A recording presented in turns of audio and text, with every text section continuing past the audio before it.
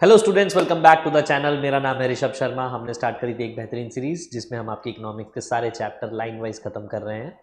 आज जिस चैप्टर की शुरुआत करने वाले हैं उसका नाम है इन्फ्लेशन। चलिए भाई, इन्फ्लेशन शुरू करते हैं। नोट्स बनाने को तैयार रहो। इन्फ्लेशन, ठीक। क्या क्या पॉइंट्स आ रहे हैं इस चैप्टर में कवर करेंगे। सबसे पहला, मीनिंग ऑफ इन्फ्लेशन, ठीक है। दूसरा, टाइप्स, कौन कौन से।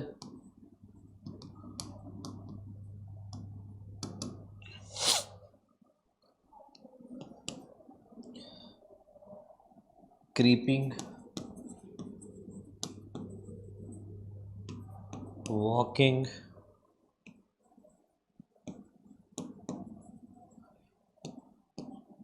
Running,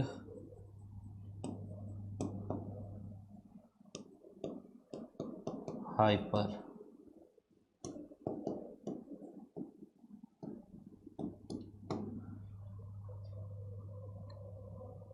third point,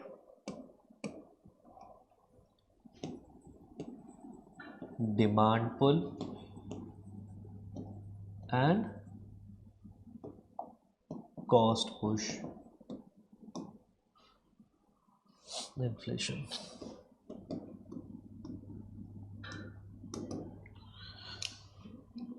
fourth, effects of inflation.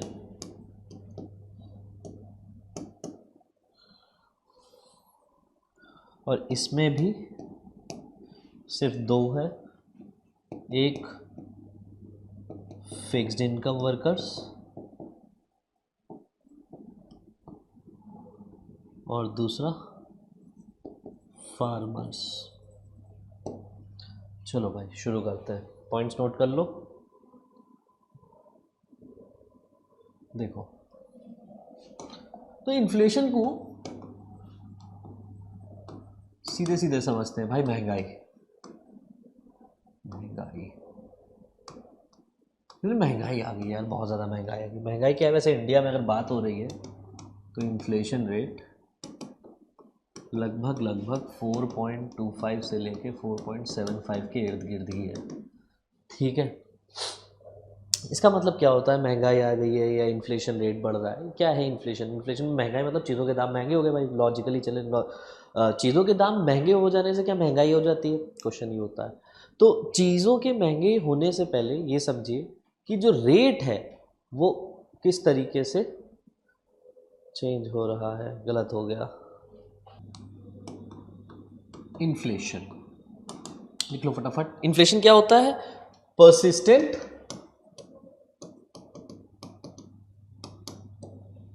and continuous rise in general price level of goods and services in an economy। जब कंटिन्यूअस राइज हो रहा है प्राइसेस का, ठीक है, ऐसे समझिए जनरल प्राइस लेवल लगातार बढ़ रहे हैं, ठीक है। पहले साल सपोज करिए 2021 में, ऐसा मैं एक रेट बना देता हूँ, ऐसा समझना। 2021 में 3%, 3%, 2022 में 4%, 2023 में 8%, 2024 में चलो सपोज करो 15%। तो ये क्या हो रहा है? ये इन्फ्लेशन रेट आप देखिए क्या है, परसिस्टेंट राइज हो रहा है। पहली चीज, लगातार बढ़ रहा है, हर साल इंक्रीमेंट हो रहा है। और दूसरा, कितनी तेजी से हो रहा है, 3 से 4, एक में हो रहा है, फिर 4, फिर 7। तो ये देख रहे हैं कितने कितनी तेजी से बढ़ रहा है। तो इसे हम क्या कहते हैं? Persistent and continuous rise in the general price level. अब ये जनरल प्राइस लेवल क्या होता है? जनरल प्राइस लेवल मतलब average prices of goods and services, average prices of goods and services, ठीक, इसमें जब लगातार इंक्रीमेंट आए और लॉन्गर टर्म के लिए आए तो उसे हम इन्फ्लेशन कहते हैं। अब देखो कोई भी चीज़ इन्फ्लेशन ऐसे नहीं कहलाएगी कि एक साल बढ़ी, एक साल थोड़ा सा इन्फ्लेशन रेट बढ़ा, दूसरे साल थोड़ा कम हो गया, फिर तीसरे साल थोड़ा सा बढ़ गया, इस तरीके से नहीं। इन्फ्लेशन तब आता है जब आपकी इकोनॉमी में कंटिन्यूअस इंक्रीमेंट हो रहा हो जनरल प्राइस लेवल में, और बहुत तेजी से हो रहा हो, ठीक है, लॉन्गर पीरियड में और एट अ हायर पेस। ठीक है, तो इसमें दूसरा पॉइंट क्या लिख सकते हो, ये लिख लो फटाफट। It is only when the prices, it is only when the prices increase continuously over a long period of time. Long period of time. ये नहीं हो सकता कि आप 6 मंथ का जनरल प्राइस लेवल मेजर कर रहे हैं कि 6 महीने प्राइसेस बढ़े फिर घट गए फिर बढ़े, ठीक है, तो ये आपका काउंट नहीं होगा एज एन इन्फ्लेशन। इन्फ्लेशन है तो कंटिन्यूअस होना चाहिए और लॉन्गर पीरियड ऑफ टाइम के लिए होना चाहिए, ऑल्सो एट हायर पेस, ये भी लिख लो। ठीक, चलो भाई, ये हो गया हमारा इन्फ्लेशन का मीनिंग। नेक्स्ट आते हैं टाइप्स ऑफ इन्फ्लेशन। अब इन्फ्लेशन को टाइप्स हम एक तरीके से पेस पे ही बात करने वाले हैं कि किस रेट पे इन्फ्लेशन कौन सी कंडीशन में क्रीपिंग कहलाता है, वॉकिंग कहलाता है, रनिंग कहलाता है और हाइपर इन्फ्लेशन कहलाता है। चलो भाई एक फ्लो चार्ट बना लो इसका मस्त सा। सबसे पहले आता है हमारा क्रीपिंग। क्रीपिंग मतलब क्या होता है, क्रीपिंग मतलब क्रॉल करना, रेंगना, ठीक है, तो इसको हम लोग स्नेल इन्फ्लेशन भी कहते हैं। क्या होता है स्नेल इन्फ्लेशन, जब rate of rise in prices, ठीक है, या rate in rise of price level कितना हो, लेस देन 2%, ठीक, 2%, चलो लेस देन नहीं, सिंपली लिखो 2% के आसपास, ठीक, इसीलिए इसको बोलते हैं क्रीपिंग या स्नेल इन्फ्लेशन। यहां पर rate of rise in general price level हर साल 2% से ही बढ़ रहा है। अच्छा, 2% से बढ़ रहा है, इसका मतलब क्या है, लोगों की इनकम भी ज्यादा हो रही है, तो ये अच्छी बात होती है, इसेंशियल पार्ट होता है, नेसेसरी पार्ट है इकोनॉमिक ग्रोथ का। जिस इकोनॉमी में इतनी भी इन्फ्लेशन नहीं आ रहा है, इतना परसेंट ग्रोथ भी नहीं हो रहा है, इसका मतलब वो स्टेबल इकोनॉमी है और वहां पर लोगों की कमाई नहीं बढ़ रही है। ठीक, आगे बढ़ो भाई। नेक्स्ट, तो यहां तीसरा पॉइंट क्या लिखोगे, essential for, it is essential for economic growth। ठीक, पहला ये हो गया, 3 पॉइंट लिख लो फटाफट, आ गया। दूसरा है वॉकिंग इन्फ्लेशन। वॉकिंग इन्फ्लेशन क्या होता है भाई, जिसमें rate of rise in price level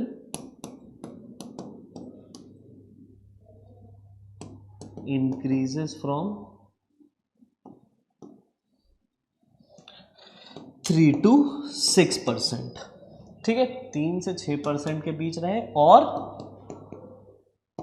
less than 10%। ये कह लो, जब rate of rise in price level, जब प्राइस लेवल का जो इंक्रीमेंट हो रहा है वो 3 to 6% के आसपास हो रहा है, या 3 to 8% के पास आसपास भी हो रहा है, लेकिन लेस देन 10% ही रहेगा, तभी वो वॉकिंग के कैटेगरी में आएगा। ठीक है, तो आप रैदर देन 3 to 6% रख लो या फिर लेस देन 10% रख लो, एक हो गल है। ठीक है, ऐसा भी कोई वो नहीं है कंफ्यूजन होने वाली बात। ठीक, अब अच्छा, इस रेट पे अगर इन्फ्लेशन हो रहा है तो ये अच्छी बात है बुरी बात है? नहीं, ये एक अलार्मिंग सिग्नल का काम करता है गवर्नमेंट अथॉरिटीज़ के लिए।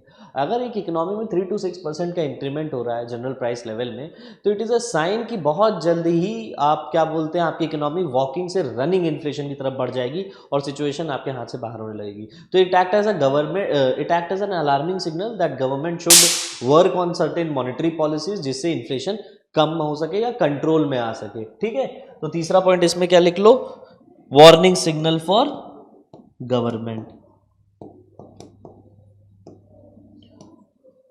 अब गवर्नमेंट क्या करती है, अपनी मॉनिटरी पॉलिसीज में चेंजेस करती है, टैक्स रेट्स में चेंजेस करती है। ठीक है, आरबीआई इंटरेस्ट रेट्स में चेंजेस करता है, बहुत सारी चीजें होती हैं, जब आप बड़ी हायर क्लासेस में जाएंगे तब आप पढ़ेंगे। ठीक है, नेक्स्ट होता है हमारा रनिंग। अब इसी तरीके से रनिंग क्या होगा, जब इंक्रीमेंट हो रहा है आपका 10 to 20% का। ठीक है, ये सिचुएशन इकोनॉमी की सबसे खराब सिचुएशन की तरफ बढ़ रही होती है। इसको अगर कंट्रोल नहीं किया जाएगा तो ये किस में पहुंच जाती है, हाइपर, एक्सट्रीम हाइपर इन्फ्लेशन। ठीक, जब 10 to 20% होता है तो who suffers the most, poor and middle class. Why they suffers the most, because their purchasing power as compare to the income, ठीक है, इज डिक्रीजिंग। इनकम ठीक है, लेकिन परचेजिंग पावर बहुत कम होती चली जा रही है। ठीक है, परचेजिंग पावर कम होती चली जा रही है क्योंकि चीज़ों के दाम बढ़ते जा रहे हैं। पहले 100 रुपये में आप 1 किलो लाते थे, अब 100 रुपये में क्या बोलते हैं, आधा किलो आ रहा है सामान आपका। सेब, सपोज करो सेब का एग्जांपल ले लो। ठीक, तो ये क्या हो गया, यहाँ पर क्या है कि परचेजिंग पावर कम हो जाती है जब इन्फ्लेशन बढ़ता है। ठीक है, चलो भाई नेक्स्ट, हाइपर। हाइपर इन्फ्लेशन कब आया था भाई, एक तो जर्मनी में आया था, ठीक है, और एक चाइना में आया था। जर्मनी में आया था लगभग 1923 में।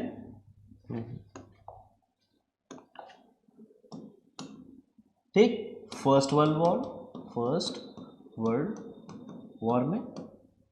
चाइना में आया था 1947 में, second world war.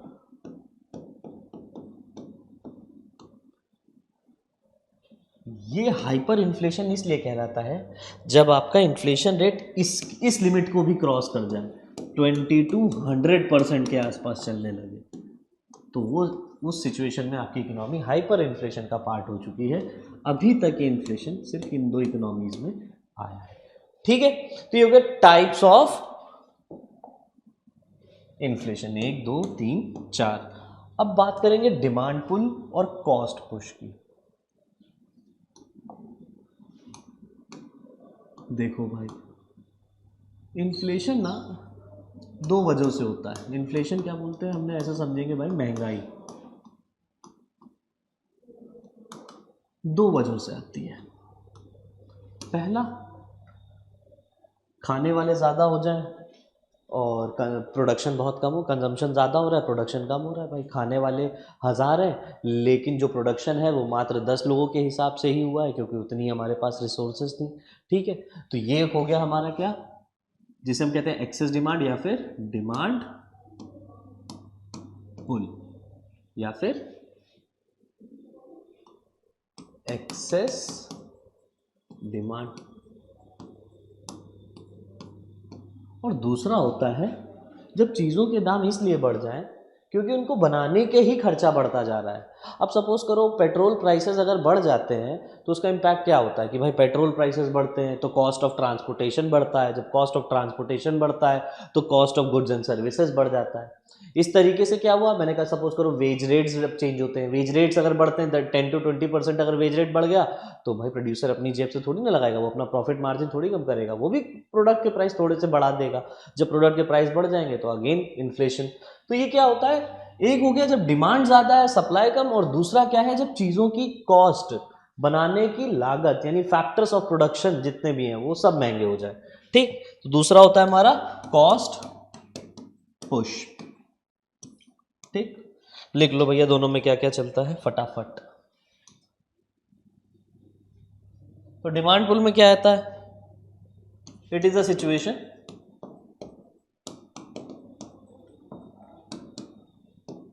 where total demand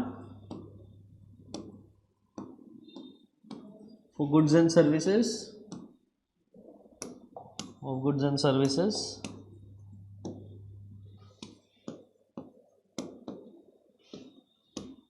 is higher than the total supply.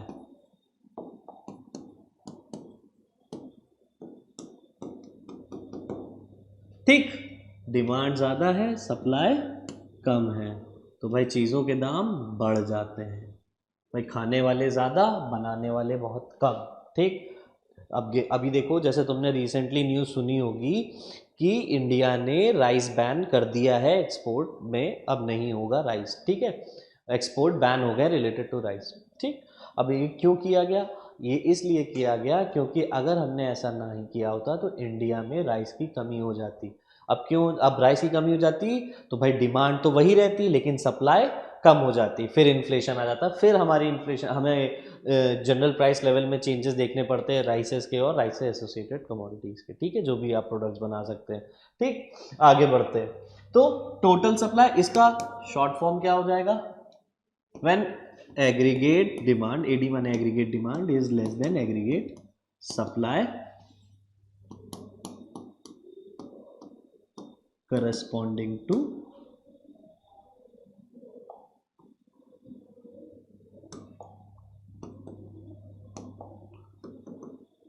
Full employment.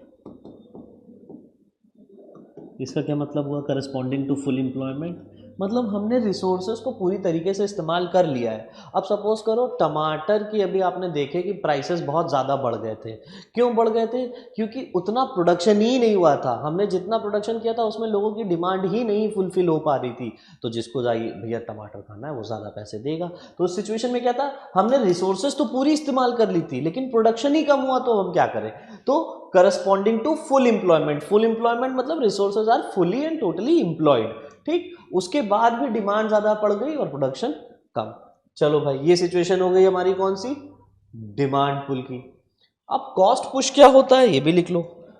Cost push क्या होता है? Increase in the general price level, GPL माने general price level of goods and services due to increase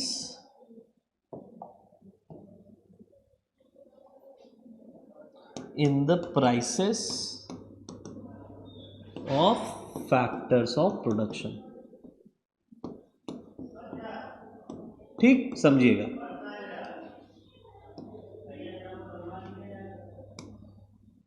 चलो भाई, तो क्या कह रहा है? Increase in the general price of goods and services due to increase in the prices of factors of production.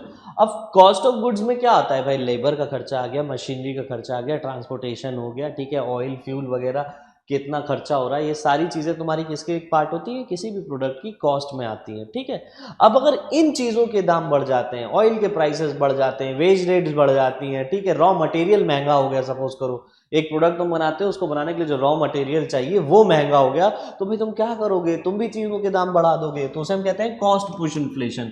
When there is a increment in general price level due to increment in the cost of making goods and services. ठीक है, और simply increase in the prices of factors of production. What are the main reasons? Let's write down the reasons. Reasons क्या होते हैं फटाफट लिख दो। Causes क्या है इसके और कॉजेस क्या है इसके। चलो भाई, सबसे पहला कॉज आता है increase in money supply. Increase in money supply, अब इसका मतलब समझो क्या होता है।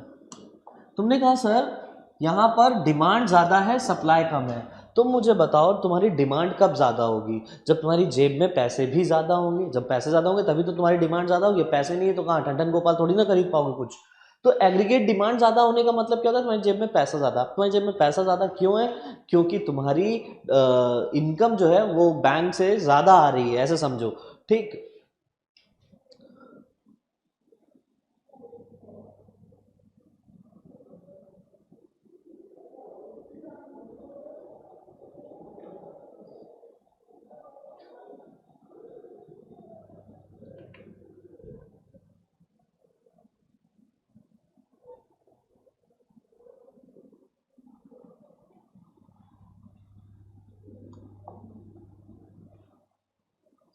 Increase in money supply. Money supply मतलब जो पैसा बैंक्स के पास होता है, जैसे सपोज करो बैंक क्या करते हैं, बैंक अपने पास मनी रखते हैं, हमने पता किया था किस फॉर्म में करते हैं, डिमांड डिपॉजिट्स के फॉर्म में होती है, जो कि विड्रॉबल होती है, आप उसको विड्रॉ कर सकते हो कैसे, चेक्स के थ्रू, एटीएम कार्ड के थ्रू, तो डिमांड डिपॉजिट के फॉर्म में होते हैं। बैंक उसको क्या करता है, लोन दे देता है। अब अगर बैंक अपनी लोन देने की कैपेसिटी बढ़ाता है, क्रेडिट बढ़ाता है, तो मार्केट में पैसा फैलता है। जब मार्केट में पैसा फैलता है तो लोगों के पास खर्च करने को आता है, ठीक है। जब वो खर्च करेंगे तो उनकी डिमांड ऑटोमेटिकली बढ़ती है। मनी सप्लाई का मतलब क्या होता है, increase in the reserve of demand deposits which is kept by the banks, ठीक है, योर कमर्शियल बैंक्स।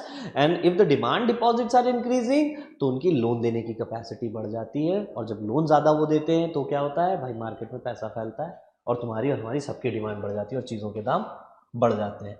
आगे बढ़ो, तो इसमें क्या होता है, currency held by bank in the form of, ये लिख लो, मनी सप्लाई में क्या होता है, currency held by the bank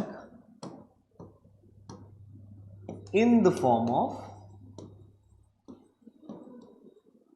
demand deposits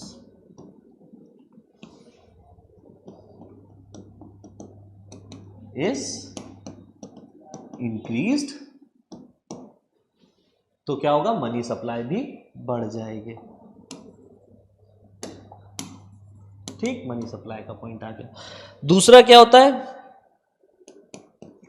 increase in disposable income.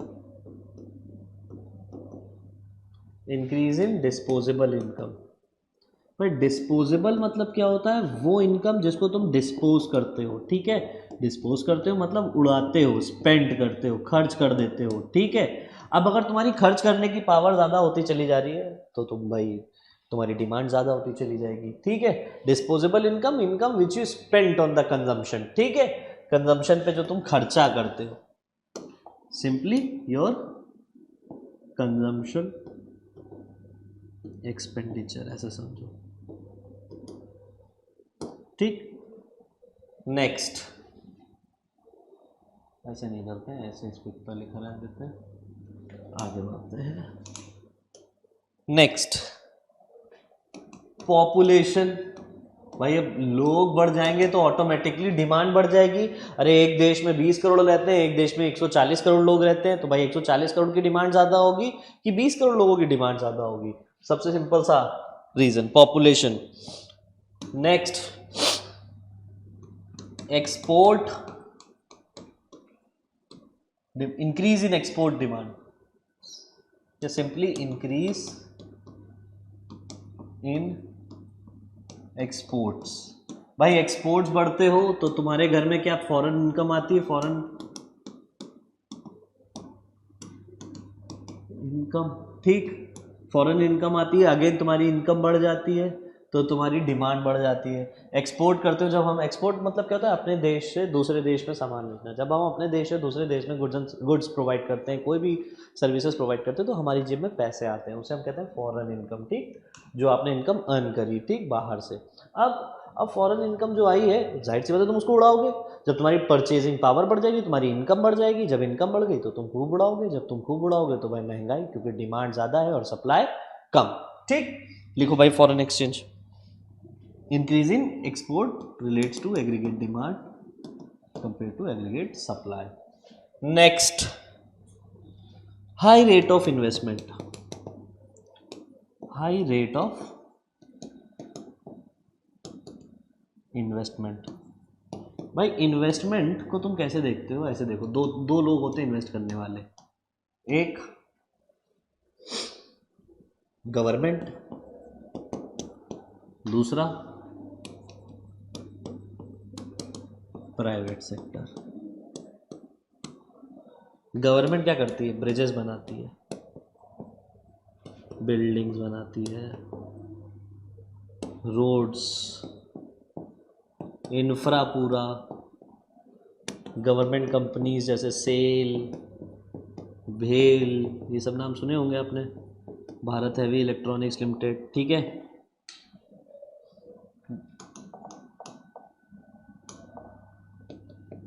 ठीक, भेल, सरकार इन सारी चीज़ों से भी इन्वेस्टमेंट करती है। देखो इस तरीके से इन्वेस्टमेंट क्या होता है, जब देखिए ट्रांसपोर्ट सिस्टम बनता है, जैसे डायरेक्ट डेडिकेटेड फ्रेट कॉरिडोर बन रहा है, ठीक है। सो इससे क्या होता है, ट्रांसपोर्टेशन मजबूत हो जाता है, flow of goods and services बढ़ जाता है, ऑटोमेटिकली जीडीपी बढ़ जाती है, यानी इनकम बढ़ जाती है। ठीक है, तो एक इन्वेस्टमेंट ये होता है, जब इनकम बढ़ जाएगी तो कमाई, भाई फिर से वही बात, कमाई बढ़ गई, तुम्हारी डिमांड बढ़ गई, तुम्हारी डिमांड बढ़ गई तो तुम्हारे खर्चे बढ़ गए। ठीक, नेक्स्ट प्राइवेट सेक्टर। अब प्राइवेट सेक्टर बिजनेसेस करता है,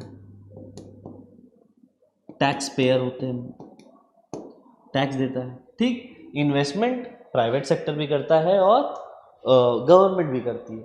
इनकी वजह से भी क्या होता है, तुम्हारी कमाई बढ़ती है, जब तुम्हारी कमाई बढ़ती है तो inflation. Next,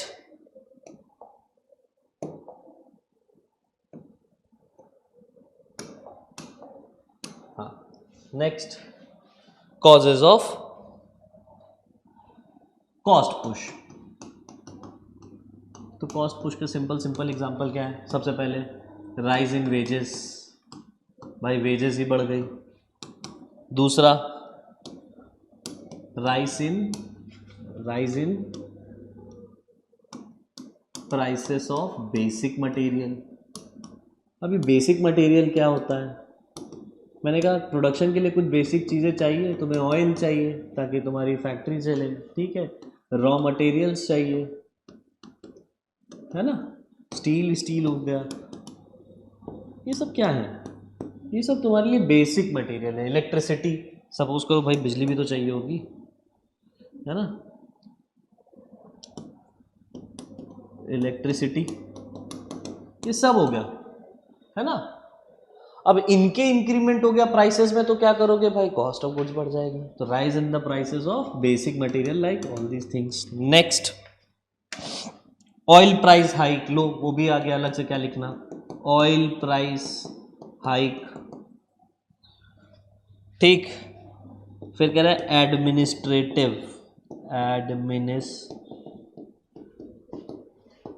cost. Administrative cost क्या होता है भाई, फ्राइट का खर्चा बढ़ गया। फ्राइट मतलब अब रेलवे से सामान भेजना है, एयरवेज से भेजना है, आपने भाड़ा बढ़ा दिया है। ठीक है, इसके अलावा पोर्ट के चार्जेस हो गए, ठीक, कोल के चार्जेस हो गए, प्रोडक्शन के लिए कोल चाहिए भाई। ये सारी चीज़ों के खर्चे जब बढ़ जाते हैं तो उसे हम कॉस्ट पुश इन्फ्लेशन कहते हैं। ठीक है, चलो भाई अगले टॉपिक पे आते हैं।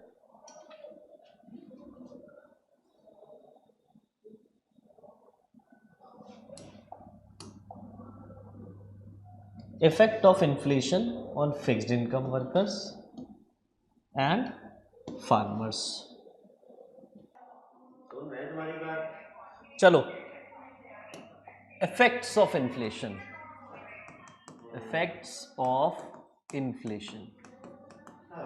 अब इफेक्ट्स ऑफ इन्फ्लेशन हमें दो कंटेक्स्ट में पढ़ना है। एक जो फिक्स्ड इनकम ग्रुप होता है उनके बारे में, कि फिक्स्ड इनकम ग्रुप पे इन्फ्लेशन का क्या इम्पैक्ट होता है, और दूसरा फार्मर्स का। तो दोनों में अलग अलग है भाई। देखो फिक्स्ड इनकम ग्रुप का क्या है कि उनकी, जब एक आदमी की इनकम लिमिटेड है, आप सैलरीड इंडिविजुअल है और इन्फ्लेशन रेट तेजी से बढ़ रहा है, आपकी सैलरी उतनी तेजी से नहीं बढ़ रही है, तो ऑटोमेटिकली आपकी परचेजिंग पावर कम हो जाए। ठीक है, तो ये इनके लिए एक नेगेटिव एस्पेक्ट होता है। तो इसमें लिख लो क्या है, सबसे ज्यादा सफरिंग जो कंडीशन होती है वो फिक्स्ड इनकम ग्रुप की होती है, they suffers a lot in inflation, पहला पॉइंट। दूसरा, ऐसा क्यों होता है, because price increase is greater than increase in the rate of wages और सैलरीज। समझिएगा, वेज रेट धीमे धीमे बढ़ रहा है और प्राइस बहुत तेजी से बढ़ रहा है, या ये हम कह सकते हैं कि वेज रेट जो है वो उतनी तेजी से नहीं बढ़ रहा है। सपोज करो वेज रेट 10% से बढ़ रहा है और इन्फ्लेशन हमारा 20% से बढ़ रहा है, तो कैसे सर्वाइव करोगे। जब सिचुएशन इस तरीके की होती है तो ऑटोमेटिकली आपकी परचेजिंग पावर कम हो जाती है, परचेजिंग पावर फॉल्स। पहले सेम लिमिटेड इनकम में ज़्यादा पैसे आ जाते, ज़्यादा क्वांटिटी ऑफ गुड्स खरीद सकते थे। फिर इस कंडीशन में क्या होगा, इन्फ्लेशन के टाइम पे आपकी परचेजिंग पावर कम हो जाएगी, आप सेम अमाउंट में उतनी कमोडिटीज नहीं खरीद सकते क्योंकि चीज़ों के दाम बढ़ गए। अच्छा, फार्मर्स के लिए क्या है, फार्मर्स को इसका फायदा मिल जाता है। फार्मर्स को फायदा कैसे मिलता है भाई, जब पर इन्फ्लेशन आता है तो चीज़ों के दाम बढ़ते हैं, तो उनकी क्रॉप्स जो उन्होंने एग्रीकल्चरल प्रोड्यूस किया होता है उसके भी दाम बढ़ते हैं। तो जो बड़े फार्मर्स होते हैं उनको तो इन्फ्लेशन का फायदा मिल जाता है, ठीक है, कि उनकी इन्फ्लेशन हुए तो चीज़ों के दाम बढ़े, उनकी पैदावार के उनको बहुत अच्छे पैसे मिल गए। तो यहाँ पर गेन का एस्पेक्ट से देखें तो ये लोग होते हैं। तो क्या है, दे gain during the period of inflation. Farmers gain during the period of inflation. हाँ जी। दूसरा क्या है, ये सिर्फ मेजॉरिटी लार्ज फार्मर्स के लिए होता है। स्मॉल और मार्जिनलाइज्ड फार्मर्स जो होते हैं हमारे, जो छोटे छोटे फार्मर्स होते हैं जो पीजेंट्स की तरह काम करते हैं दूसरे लोगों के खेतों में, उनके लिए क्या होता है, ये छोटा लैंड एक्वायर करते हैं। उनके लिए क्या है कि ज्यादातर जो भी एग्रीकल्चर प्रोड्यूस वो करते हैं उसका ज्यादातर प्रोपोर्शन वो सेल्फ कंजम्पशन के लिए रख लेते हैं। तो इस केस में क्या है, वो मार्केट में कहाँ बेचेंगे, तो इसमें स्मॉल फार्मर्स का कोई फायदा नहीं होता है। तो लिख लो, small farmers do not gain much. Small farmers do not gain much as major proportion of their income, of their produce is held for self consumption। Self consumption भैया, 100 कुंटल गेहूं उगाया, 90 कुंटल अपने ही परिवार के लिए रख लिया कि खाना चालू करेंगे, अपना परिवार गांव में जितने भी बड़े लोग होते हैं वो ऐसे ही कर लेते हैं, और 10 कुंटल का सपोज मार्केट में रख रहे हैं। ये बहुत ज़्यादा बड़ा अमाउंट मैंने बता दिया, ठीक है, लेकिन कोई बात नहीं, एग्जाम्पल ही तो है। थर्ड, एक रीजन तो ये हो गया सेल्फ कंजम्पशन। दूसरा क्या है, जब इन्फ्लेशन आता है तो इनपुट प्राइसेस भी तो बढ़ जाते हैं। इनपुट प्राइसेस मतलब कि सीड्स के दाम, फर्टिलाइजर्स के दाम, ठीक है, इंसेक्टिसाइड्स के दाम,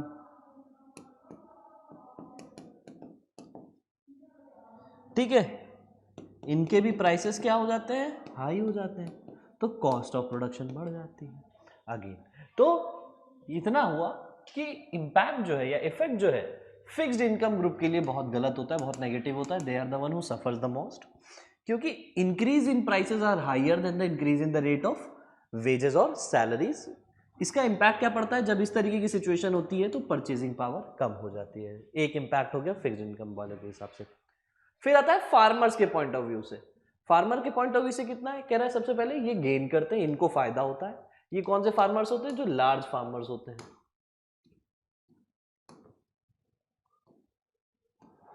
लार्ज फार्मर्स होते हैं, ठीक है। स्मॉल और मार्जिनलाइज्ड फार्मर्स को इसका कुछ खास फायदा नहीं मिलता है, क्योंकि उनकी मेजर प्रोपोर्शन सेल्फ कंजम्पशन में जाती है, और मेजॉरिटी ऑफ द इनकम किस में चली जाती है, इनपुट प्राइसेस को खरीदने में, क्योंकि इनके भी दाम बढ़ जाते हैं। ये हो गया हमारा चैप्टर इन्फ्लेशन खत्म। मिलेंगे नेक्स्ट क्लास में। Thank you class.